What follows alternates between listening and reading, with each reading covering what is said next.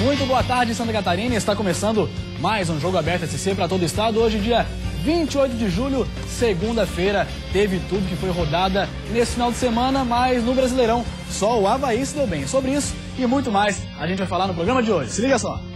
Segunda rodada da Série B do Catarinense é fechada no fim de semana. Minha equipe esteve ali, vou dizer, 70% daquilo que eu determinei. Uma derrota a gente pode dizer que nunca é bom, né? Mas a gente tem que tentar tirar lições dela. Na Série D, nossos dois representantes não conseguem vencer na segunda rodada. Nós temos que trabalhar para que nós chegamos na última rodada com condições de brigar pela vaga. Pelo volume de jogo que a gente apresentou, pelas oportunidades que criamos, a gente merecia os 3 pontos. Pela Série B teve Clássico Catarinense. E graças a Kleber Santana, o Avaí quebra a invencibilidade de 9 meses do Jack dentro da arena. Não são todas as equipes que vão conseguir levar ponto de Joinville daqui. Mas a Série B, ela tem essas armadilhas. Favorito para vencer, Tigre não se encontra no ataque e perde em casa para o Vitória. Erguer a cabeça porque ainda tem muito jogo pela frente. Chapecoense leva 3 do Santos e vê a zona de rebaixamento se aproximar. 3 bolas que foram no nosso gol, levamos o gol. Depois de pênalti duvidoso, a porteira se abre e Figueirense sofre goleado para o líder na estreia do técnico Argel Fux. Que o árbitro teve influência direta no jogo, claro que teve.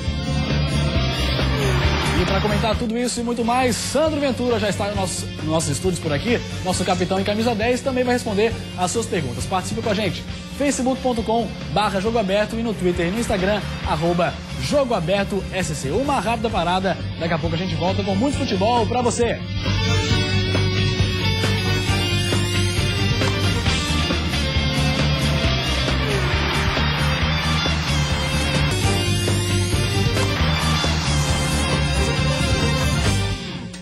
Meio-dia e 33 minutos, estamos de volta com o Jogo Aberto SC mais uma vez. Muito boa tarde, vamos dar boa tarde para ele também, Sandro Ventura. Lucas, beleza? Tudo certinho? E aí, galera, boa tarde, beleza? Vamos lá, então começando a falar sobre Série A, Sandro Ventura, 3 jogos, 3 derrotas. Na tela para você os resultados dessa rodada. Santos 3-0 Chapecoense, Sandro. Rodada horrível, né? O jogo de Santos e Chapecoense não foi um jogo tão desequilibrado em relação ao placar assim, até porque a Chapecoense jogou bem também, mas o Santos tem qualidade e acabou aproveitando. O Criciúma surpreendeu dentro de casa, instável emocionalmente, muito nervoso, uma equipe diferente daquela equipe focada, acabou também tomando 3 e o Figueirense fora de casa fez um bom primeiro tempo e depois do segundo tempo desandou completamente. Eu acho que o pênalti também influenciou um pouco no desânimo, mas não foi somente por causa do pênalti, o erro do árbitro, que o Figueirense acabou tomando 5. Muitos erros de marcação. Tá certo, daqui a pouco a gente fala sobre cada jogo especificamente, uma materinha para cada um, mas agora a gente fala de Série B. Os dois representantes acabaram jogando e aí o Avaí foi quem levou a vitória. Olha só, na tela para você o resultado, 1-0 em cima do Joinville, 1-0 chorado, né? O Wagner pegou muito nesse jogo. Pegou demais, um bom jogo, o Avaí teve poucas oportunidades, jogou bem armado, montado e acabou no finalzinho com o Kleber Santana chegando ao gol. Infelizmente a vitória veio para um catarinense contra um outro e o Joinville continua indisposta, não jogou aquilo que vem acostumado a jogar dentro dos seus domínios principalmente, mas o Avaí tem todo o mérito também, vem numa recuperação na competição e méritos para o trabalho do Geninho, que botou uma nova cara essa equipe e é uma equipe organizada. Continuando a falar de Brasileirão, só que agora da Série D, também temos 2 representantes por lá. Na tela para você os resultados, Guarani empatou com o Maringá e o Londrina venceu o Metropolitano. Guarani dentro de casa e o Metropolitano fora, Sandro. Se você pensar pelo resultado, uma vitória, claro que seria melhor para ambas as equipes, o Guarani principalmente, mas jogou contra uma equipe do Paraná e por coincidência as duas que disputaram a última final no Paraná. Então são 2 boas equipes também que vão estar brigando por uma condição aí de acesso na Série D. O resultado não é de todo mal, mas tem bastante coisa para melhorar, principalmente jogando dentro de casa. Não pode abrir mão de 2 pontos, mesmo diante de um adversário qualificado. É importante sempre tomar e fora tentar buscar os pontinhos para ir agregando os pontos à competição. A gente vai ver então os detalhes dessa partida do Metropolitano, que acabou com o Abel Ribeiro expulso e também um jogador foi expulso. Não lembro quem é, mas vamos ver agora. Festa dos 4.000 torcedores para a estreia do Londrina na Série D do Brasileiro. O visitante era o Metropolitano de Blumenau, que não queria ser muito legal. A defesa da casa afastou mal e Tozin quase abriu o placar. Na cobrança de falta, quase deu metrô outra vez. Todas as outras chances de perigo foram do time da casa. O Alviceleste tentava a reação, mas nada. Quando Lucas Ramon driblou o goleiro Dida, a torcida até preparou o grito de gol. Ficou só no quase.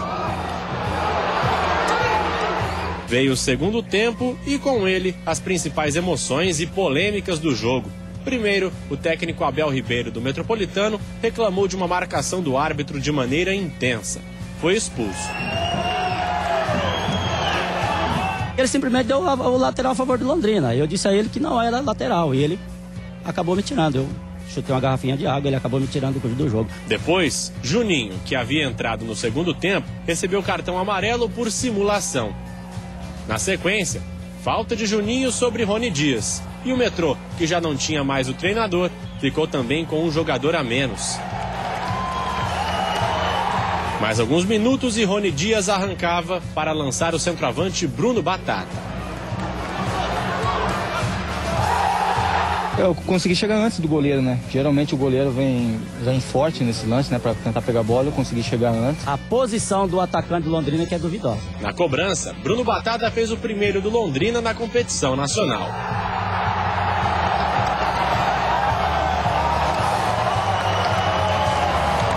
Desestabilizados, os catarinenses queriam um empate, mas não deu. Fim de jogo, Londrina 1, Metropolitano 0. O campeonato é equilibrado. O ano passado aconteceu a mesma coisa. Foi se decidir a classificação na última rodada. E nós temos que trabalhar para que nós chegamos na última rodada com condições de brigar pela vaga. E na Série D, o Guarani dentro de casa acabou ficando no empate. Vamos ver como é que foi? O Guarani iniciou atacando pela esquerda, cruzamento na área, na cabeça de Felipe Oliveira, que escorou para o fundo do gol. 1-0 Bugre, aos 7 minutos de jogo. O Maringá correu em busca do empate e teve essa cobrança de falta ao seu favor aos 20 minutos. Na batida, Edson contou com a colaboração de Wanderson para deixar tudo igual. Antes do intervalo, Michel acertou esse chute, quase o segundo do Guarani. Segundo tempo e o Bugre ataca com Capa, chute cruzado que por pouco não entra. O Guarani contra-ataca pela direita em alta velocidade. O lateral cruza na área, a bola passa por todo mundo e não entra. No lance seguinte, ninguém aparece para mandar para o fundo do gol. E o jogo termina assim. Guarani 1, Maringá também 1. É competição difícil, né? Muito equilibrado. Mas pelo volume do jogo que a gente apresentou, pelas oportunidades que criamos, a gente merecia os 3 pontos. Mas enfim, somamos mais um. A gente lamenta, mas esse ponto aí pode fazer uma diferença na frente. Jogando fora de casa, em termos de classificação, é um bom resultado. Agora, que a nossa equipe não agradou. Nós temos que render mais para a gente conseguir alguma coisa dentro da competição. Tá aí, Sandro Ventura, portanto, o empate aí do Guarani e a derrota do Metropolitano. É o começo do campeonato, né? Não precisa se preocupar tanto assim. Tem muita coisa pela frente. É claro que os 3 pontos são importantes no início da partida. E a equipe do Metrô também, um lance duvidoso do impedimento e o pênalti também me pareceu bastante duvidoso. Mas é um jogo complicado também contra uma boa equipe da Série D. E o Guarani apresentou o melhor volume, teve mais oportunidades, criou oportunidades também claras de gol. O goleiro da equipe do Maringá foi muito bem, a equipe do Maringá é uma equipe que vem bem também do Campeonato Paranaense. E são jogos equilibrados, Lucas, não pode ser diferente. Agora, é como o Amaro falou, é a somatória de pontos. Como já conseguiu ponto fora de casa, soma mais um ponto, chega a 4, então agora é ir agregando pontos para que chegue lá na frente, esses pontinhos aí possam ajudar na busca do acesso. Agora a gente fala da segundona do Catarinense. Para você, os resultados na tela dessa rodada, vamos ver como é que foram os resultados na tela para você. Blumenau 2-0 em cima da Caçadorense, Concórdia 7-1 no Porto. Sandro Ventura foi a grande goleada da rodada, foi o resultado da rodada, né? O Camboriú 3-2 em cima do Ciro Luiz e o Inter de Lages perdeu em casa para o Canoinhas, Sandro. E a grande surpresa é a vitória do Canoinhas em Lages, né? O jogo é muito difícil, jogar contra o Inter, que já vem bem montado. O Nazareno tem uma boa equipe e o Canoinhas surpreendeu, fez um gol aí no segundo tempo e conseguiu a vitória. Dá a menção de que a competição vai ser muito equilibrada, não pode vacilar. Destaque também para o Blumenau, que conseguiu uma vitória, e o Concórdia realmente está muito bem, a recuperação do Camboriú. Existe um equilíbrio muito grande entre as equipes, como em todas os níveis do futebol brasileiro.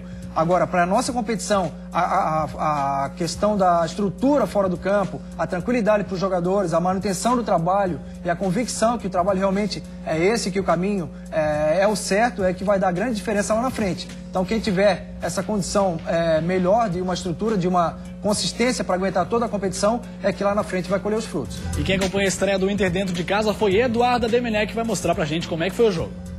Domingo de sol, gramado novinho e o estádio Tio Vida em Lages estava pronto para a estreia do Inter de Lages em casa na Série B do Campeonato Catarinense, contra o Canoinhas. A torcida do Leão Baio da Serra veio em peso. 2.000 pessoas assistiram a partida. 24 horas antes do início do jogo, a diretoria do Inter de Lages conseguiu uma liminar para a abertura dos portões ao público. E o torcedor colorado serrano pôde ver o Inter estrear em casa. E que estreia difícil! No primeiro tempo, foram muitas chances de gols perdidas, como esse pênalti cobrado pelo time do Canoinhas. Muitas faltas e cartões. E a bola insistia em não balançar a rede.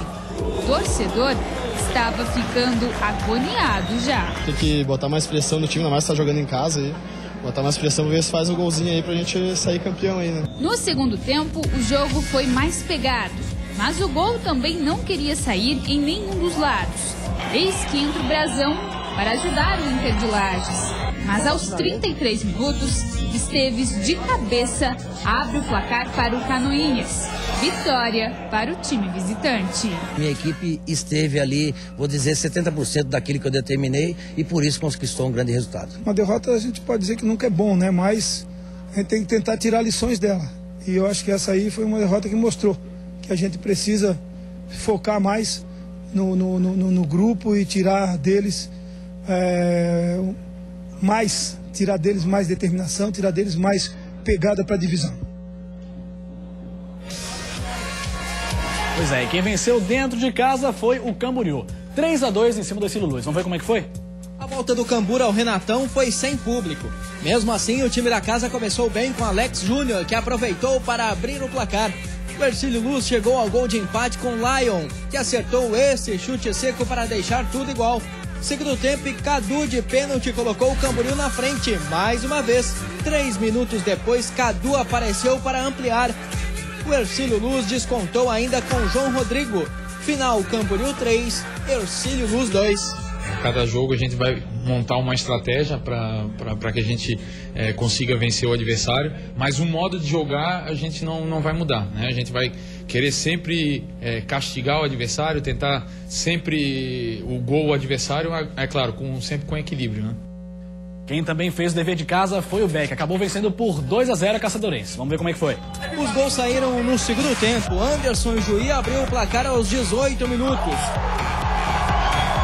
Ele voltou a aparecer no finalzinho, aos 46, para fechar o placar. Final no SESI. Blumenau 2, Caçadorense 0.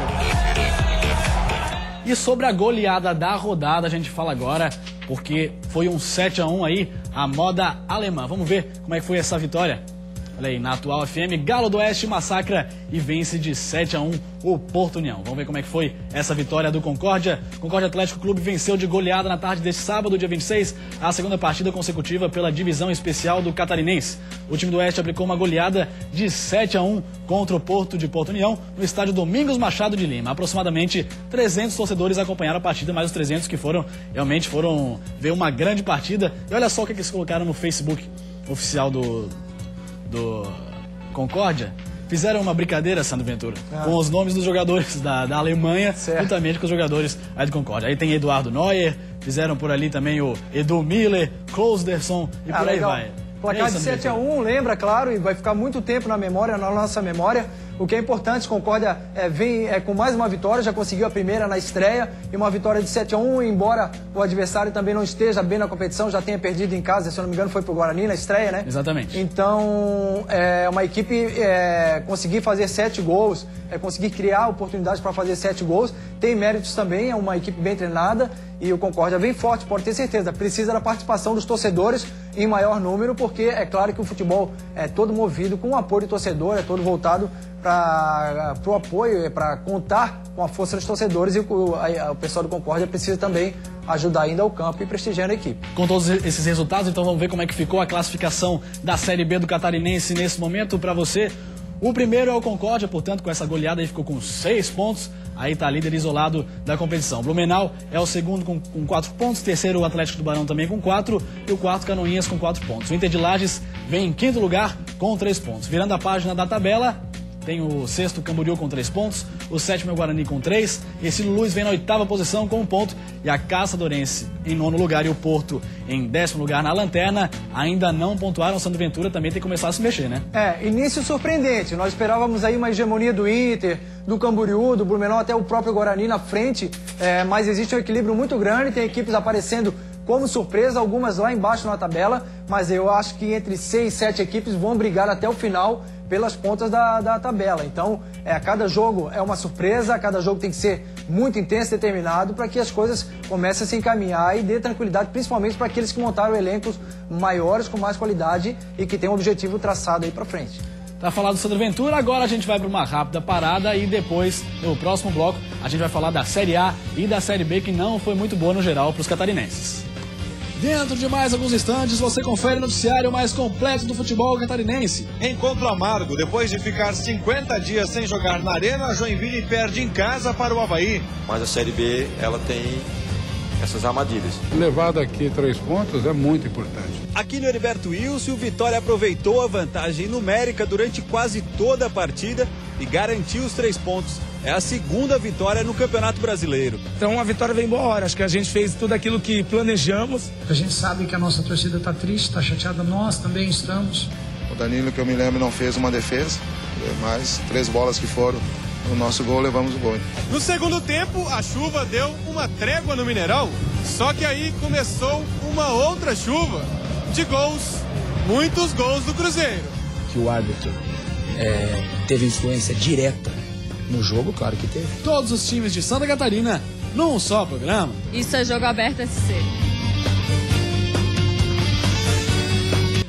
Meio-dia e 49 minutos, estamos de volta com o Jogo Aberto SC e a gente começa esse bloco falando sobre Jack e Avaí. O clássico catarinense acabou com vitória do Leão. Vamos ver como é que foi. Em uma tarde fria, o Joinville reencontrou com a torcida depois de 50 dias. Diante de 10 mil pessoas, viu o Avaí chegar com perigo em jogadas aéreas. Diego Felipe, de cabeça, a resposta do Joinville veio num toque de Edgar Júnior que deixou Jael livre. O atacante desperdiçou por cima. Começava ali a pressão tricolor. Depois de triangulação, Marcelo Costa chutou forte. Wagner impediu o gol. O goleiro havaiano estava mesmo inspirado. Edgar Júnior também foi barrado por ele. Nos acréscimos, Jael cobrou falta e assustou o camisa 1. O Joinville voltou para o segundo tempo com a proposta de incendiar o jogo, mas não foi bem o que aconteceu. No bate e rebate na área, pressão, mas sem conclusão. Edson Ratinho, em lance individual, quase abriu o marcador. O lateral avançou e mandou no ângulo. Wagner mais uma vez fechou o gol. Daniel Pereira também calibrou o pé e a muralha apareceu mais uma vez. O Avaí deixava o jogo morno e apostava nos contra-ataques. Aos 39 minutos, lançamento longo para Kleber Santana livre de cabeça, matar o jogo. Final, Joinville 0, Avaí 1. Eu acho que você levar daqui 3 pontos é muito importante porque não são todas as equipes que vão conseguir levar ponto do Joinville daqui. Então é importante, porque isso pode fazer uma diferença no final. Foi a primeira derrota do Joinville em casa neste ano. O gol de Kleber Santana pôs fim a uma invencibilidade de 9 meses. Mesmo sem os 3 pontos, o Joinville permanece no G4. Todos nós gostaríamos de ganhar o jogo, assumir junto com o Ceará a liderança do campeonato, nos distanciarmos mais de um adversário direto, mas a Série B, ela tem essas armadilhas. A gente vai direto para o Facebook para falar com o torcedor havaiano e também o torcedor do Jack que está participando com a gente. Primeiro torcedor do Joinville, Guilmar Júnior fala: Emerson Maria não quis ganhar o jogo, trocou um meia pelo outro e um atacante pelo outro, enquanto o Geninho sentiu que dava para arriscar e colocou o Roberto. Paciência, bola para frente. Você acha que o Emerson Maria realmente mexeu mal, Sandro Ventura? Olha, Guilmar, grande abraço, obrigado pela participação. Eu acho que o Avaí fez um sistema defensivo bom, ocorreu alguns erros também de marcação, o Jack criou oportunidades, esbarrou numa barreira, justamente o Wagner fez uma partida brilhante e por conta disso o Jack não conseguiu fazer gols. Mas tem que dar mérito também ao esquema do Avaí marcado, a um esquema de muita marcação forte, um esquema bem armado pelo Geninho, e o Avaí vem crescendo de produção, embora o Joinville não tenha jogado tudo aquilo que está acostumado a jogar. O Paulo Henrique Lux Schmitz fala: já está na hora do Roberto entrar no lugar do Paulo Sérgio. Realmente, o Geninho tinha falado que essa era a última chance do Paulo Sérgio. Vai ir pro banco, Sandro Ventura? Olha, eu acho que a dupla de ataque do Avaí não vive um bom momento, precisa da participação melhor, assim como os meias também. Kleber Santana fez o gol, mas não fez uma partida brilhante. Jogou bem, jogou melhor do que no último jogo contra o Palmeiras, mas a equipe precisa de um todo, precisa da participação mais dos laterais, dos meias, quando joga o Marquinhos e Kleber Santana, e aí o ataque também ser um pouco mais produtivo, mas o Avaí acabou vencendo o jogo, vive um novo momento, e é uma opção o Roberto, que participou do gol do Kleber. O Heber Santos, também torcedor do Avaí, fala: o Avaí vai passar o Jack na classificação e vai subir. Dale, Avaí, abraço pra galera da Mancha Azul. Vamos ver então como é que ficou a classificação. Os dois agora estão no G4. Para você, na tela, a classificação da Série B do Brasileirão. O Ceará está em primeiro, é o líder com 27 pontos. O América Mineiro vem em segundo com 23 e Joinville em terceiro e o Avaí em quarto, os dois com 23 pontos aí separados pelo saldo de gols. Continuando lá no Z4 tem o Paraná em 17º, a Portuguesa em 18º, o Bragantino em 19º e o Vila Nova em 20º. Vamos ver agora como é que foi na Série A os catarinenses. O Santos pegou a Chape, acabou fazendo 3-0, a Chape vai se aproximando da zona de rebaixamento, hein? Depois dos 2-0 contra o Palmeiras e 1-0 contra o São Paulo em pleno Morumbi, eles queriam aprontar mais uma vez. Para isso, escalação com 3 volantes. A gente fazer aquilo que vem dando certo, é o que a gente tem trabalhado no dia a dia, nossos treinamentos é assim, é marcação forte, sem a bola, e com a bola é jogar, é procurar chegar na frente, criar alguma alternativa de gol e ocupar os espaços. Então não é diferente do que a gente fez no outro jogo, vamos procurar sim fazer hoje aqui diante da equipe do Santos. Mas ontem a história foi diferente. Logo no comecinho da partida, o Rildo mostrou que era possível sim furar a retranca catarinense. Você lembra qual foi o teu último gol? Meu último gol foi contra o Ituano, né? Eu fiquei 3 meses fora. É difícil você voltar de contusão. Ainda mais aqui no Santos, que a cobrança é muito grande, mas a vontade de ajudar é melhor do que as dores que a gente sente. Gabriel foi no embalo.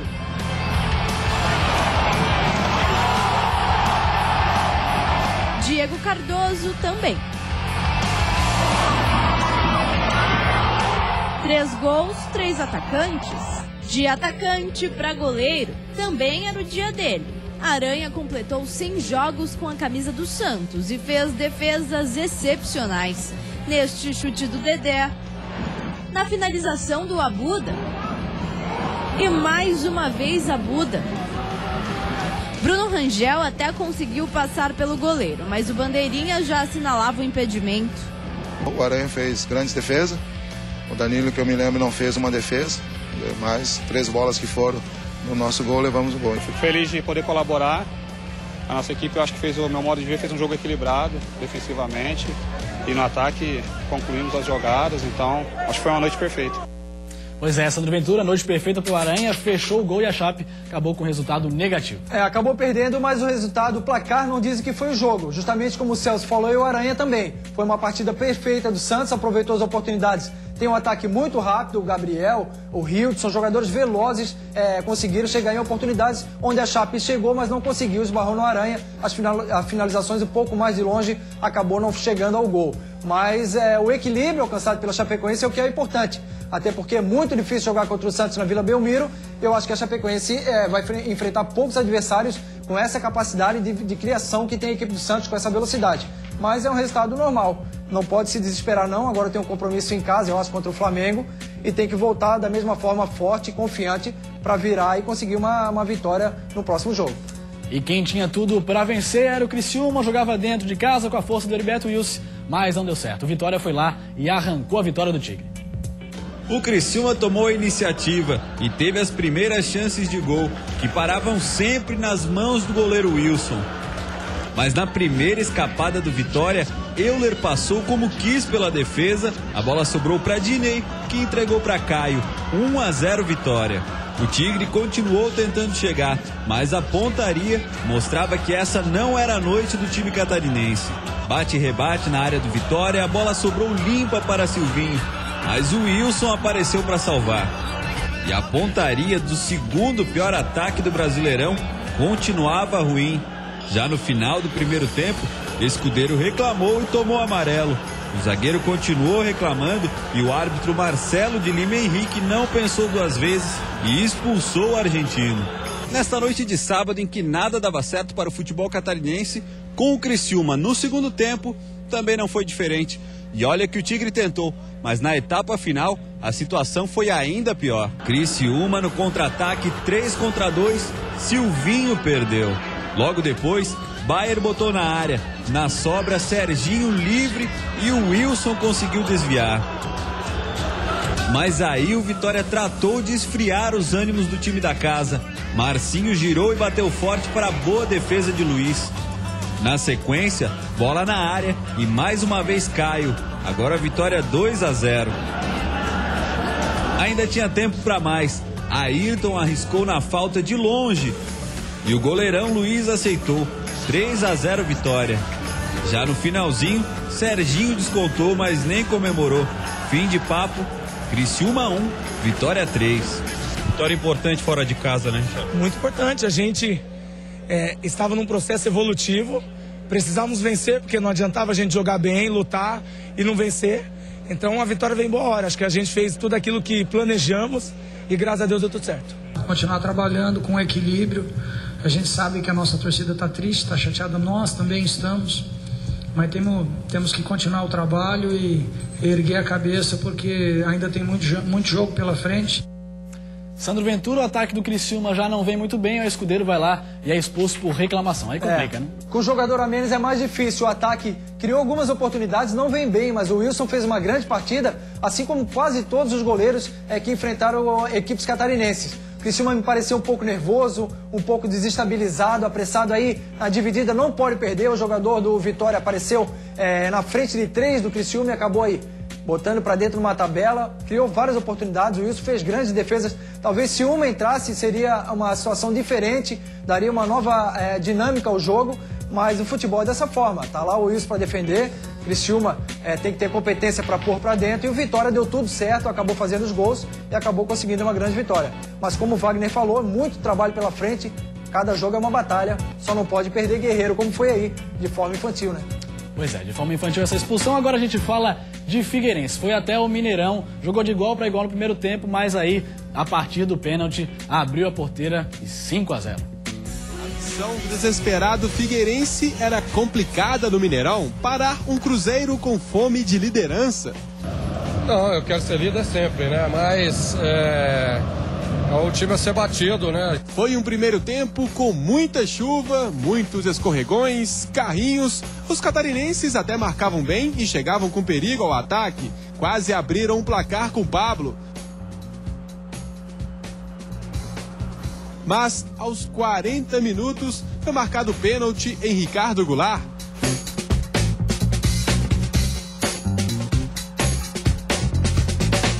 Lucas Silva não perdoou. No segundo tempo, a chuva deu uma trégua no Mineirão. Só que aí começou uma outra chuva de gols, muitos gols do Cruzeiro. Marquinhos, logo no primeiro minuto da etapa final, marcou o segundo neste belo chute. O terceiro não demorou. Dedé, que voltava ao time titular, subiu mais do que a zaga do Figueirense. O artilheiro do campeonato também queria participar da festa. De cabeça, Ricardo Goulart fez o 8º dele no Brasileirão, o 4º do Cruzeiro no jogo. E tinha tempo para mais. Dagoberto saiu do banco para marcar o 5º e fechar a chuva de gols. Final, Cruzeiro 5, Figueirense 0. Com o resultado, o Cruzeiro continua tranquilo na liderança com 28 pontos. Já o time catarinense está desesperado no Brasileirão com apenas 7 pontos. E eu achei que foi fundamental a volta para o segundo tempo, apertando como no início. Nós orientamos para apertar 15 minutos ali, não deixar respirar muito. Os jogadores entenderam bem, os gols saíram naturalmente, uma ótima vitória. E aí você vem e toma um gol aos 42 minutos, né? Um pênalti vergonhoso de novo, né? E aí daqui a pouco a gente vai querer colocar a culpa no árbitro. Não, a gente não vai colocar a culpa do árbitro, a gente vai assumir a responsabilidade. Agora, que o árbitro teve influência direta No jogo, claro que teve, principalmente no primeiro tempo. Daqui a pouco a gente fala mais a respeito desse pênalti, Sandro Ventura, mas agora a gente vai pro Facebook. facebook.com/Jogo Aberto, torcedor do Figueira participando com a gente. Tem um que aqui ainda tá otimista. O Jonathan Lázaro fala: Figueirense tem um time bom, dá de brigar por uma Sul-Americana. Só que os jogadores não mostram raça, disposição. Escreve o que eu tô falando. O Argel vai reerguer o Figueirense e vai entrar nas graças da torcida. Vamos, Figueira, ter lugar é na primeira divisão. Sandro Ventura, na sua opinião, deram a perceber já uma mudança aí com a postura do Argel Fux? Olha, Lucas, na verdade é pouco tempo, não dá realmente para ver taticamente alguma diferença.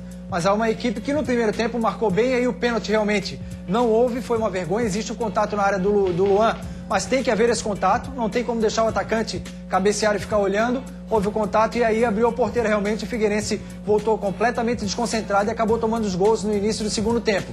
Mas é uma equipe que tem muitas deficiências ainda. Algumas contratações que chegaram, por exemplo, na lateral esquerda, não disse ainda porque veio o jogador que está substituindo o Guilherme Lazzaroni, mas não vem jogando bem, o Cereceda. O Luan, com dificuldade na direita, participou de forma negativa dos 5 gols do Figueirense, não querendo individualizar, mas o Figueirense foi vulnerável demais, principalmente pelo lado direito, e criou uma oportunidade no primeiro tempo com o Pablo. Se fizesse, mudaria completamente o jogo, porque jogaria fechado também, continuaria o Cruzeiro vindo de uma forma talvez mais organizada, mas todo o mérito para o Cruzeiro, que tem uma excelente equipe, um bom trabalho com o Marcelo Oliveira, e não é à toa que é o líder da competição e o atual campeão brasileiro. Então, é partir do próximo compromisso e tentar uma reação na competição. Vamos ver rapidamente então como é que ficou a classificação. Os times catarinenses estão decaindo por aí na Série A. Vamos ver como é que ficou. Lá no G4 não tem ninguém catarinense, né? Cruzeiro é o primeiro, o segundo é o Corinthians, terceiro é o Fluminense, quarto Internacional. O Criciúma aparece lá em 14º com 11 pontos. Virando a página da tabela. Vamos lá quem vem na sequência. Mudando a página. Em 15º tem a Chapecoense com 11 pontos. Em 17º é o Coritiba com 10, Flamengo também na zona de rebaixamento em 18º com 10 pontos, Bahia em 19º com 9 pontos, o Figueirense voltou à lanterna da competição com 7 pontos. Sandro Ventura, portanto, os times catarinenses têm que começar a se recuperar na competição, né? Momento de alerta desde o início da competição, mas agora também continua, não só pela pontuação, mas pelo futebol, pela instabilidade nos resultados, nos jogos, isso também é difícil. Então, é muito difícil o campeonato. A cada jogo uma soma e tem que ver o que vai acontecer. Mas tem que melhorar todos. Tá certo. Vamos esperar, vamos torcer. Valeu, Sandro Ventura. A gente volta amanhã então com o Jogo Aberto SC, 12:30 aqui na Band. Tchau.